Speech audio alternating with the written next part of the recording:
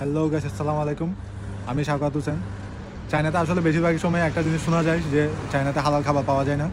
তো আজকে আমাদের বাসার পাশে একটা হালাল রেস্টুরেন্টে আসলাম সন্ধ্যার নাস্তা করতে।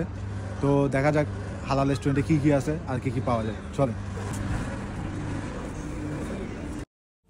চাইনিজ হালাল রেস্টুরেন্টগুলোর মধ্যে সাধারণত মেনুগুলো এইভাবে দেওয়ালের মধ্যে দেওয়া থাকে।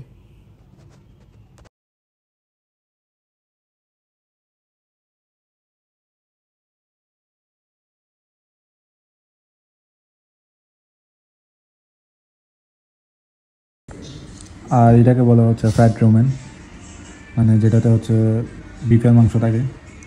আর এটা হচ্ছে এক প্রকার স্যুপ, যেটা এটার সাথে দিয়ে খাইলে খুব সুস্বাদু লাগে। এটা হচ্ছে যে একটা বার্গারের মতো, যেটা হচ্ছে চাইনিজে রুজুমো বলে। এটাতে প্রচুর পরিমাণ মাংস থাকে। এই তো আমরা এখন মাত্র খেয়ে বের হলাম, এখন বাসার দিকে রওনা দিব। তো আজকে ভিডিও এই পর্যন্ত। সুস্থ থাকবেন, ভালো থাকবেন, আল্লাহ হাফেজ।